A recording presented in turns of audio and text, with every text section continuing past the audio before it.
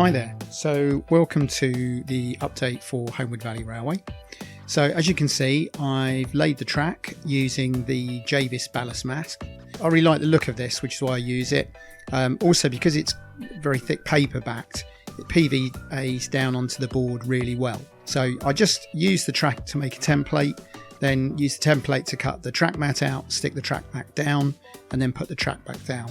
You'll see that the track's been done with just ordinary panel pins, which are much cheaper than track pins, and I just need to go along later and paint them black.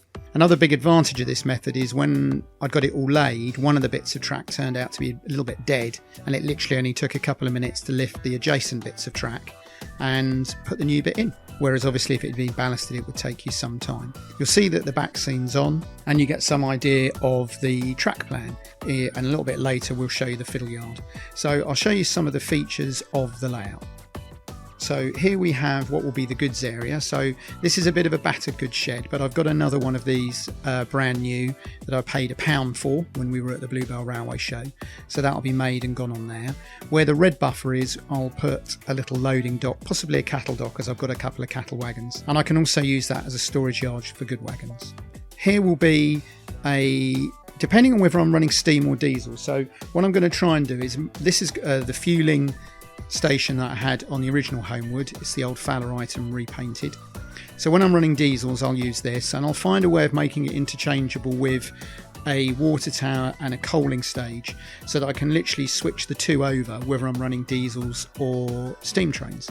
This siding's also long enough to hold a couple of the smaller steam era coaches that I have.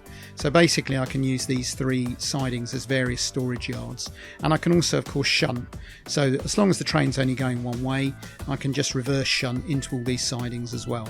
Although the main idea of the layout is to be able to watch some trains go around. So this is the station area. This is the 10-12mm thick corrugated cardboard. This actually came out of an IKEA unit, but again you can get them just about anywhere. The station's off Homewood, which fits very nicely, and we'll do a little video a bit later showing you how we make the platform, but obviously fairly straightforward with brick, paper and card from that stage, and that means I can use my old station. Platform's just long enough for 1 2/3 of a Mark I coach or a couple of the Celestri coaches from the steam era, so it'll be long enough. My usual Metcalfe signal boxes that I like, that came originally with Railway Modeler. You can pay an awful lot of money for them on eBay, but I can usually pick them up for about a couple of £pounds from Richard, and the signal box will go somewhere in this area. So I've done something a little bit different with the points on this one. I've been using the old manual Hornby points. I'm only paying 50p for them, but they're proving a little bit problematic. Sometimes they don't isolate, sometimes they don't pass the power on. So I managed to get 2 right-hand points for £2.50 each from the Model Railway shop in Eastbourne, Train Times. Hello, Sebastian. And I've used these because these are much more positive. I also managed to get one on eBay for £1.50, and on the next point, this is a Y point, which is a bit unusual. I got it again from Richards at one time for about £2. And it's just a slightly different way. Normally you'd use it to do a passing loop on a station, but at the time it's what I had available, and it just saves a little bit of space.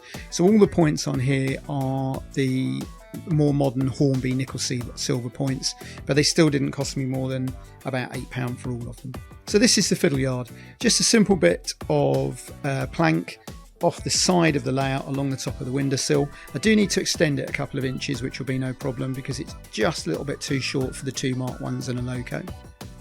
The point on there is one of the Pico ones, again I got from Train Times, Eastbourne Models and Hobbies, big box full for about £3, £2.50, £3 each. They are a little bit shallow, but they work very well. So that just gives me the option of running a couple of different trains out of the Fiddle Yard and round, and that together with the sidings on the actual layout obviously gives me quite a lot of operational potential, given that the main idea is to run locos round and round. I've done quite a bit of testing tonight to make sure it all fits, and in the corner there you can see that I've got the Mahano controller, and that's just mounted on a piece of cardboard hot glued onto the bottom of those 2 units, and that sits exactly where I stand with my right hand. So I'm really pleased with the whole layout. It works really well, and now we can just get on with doing the scenery. Hi, if you enjoyed this video, don't forget to click on the left for a previous video in this series, Click on the right for another video you will probably enjoy, and don't forget to click to subscribe to be notified every time we upload a new video every single weekend. Subscribe.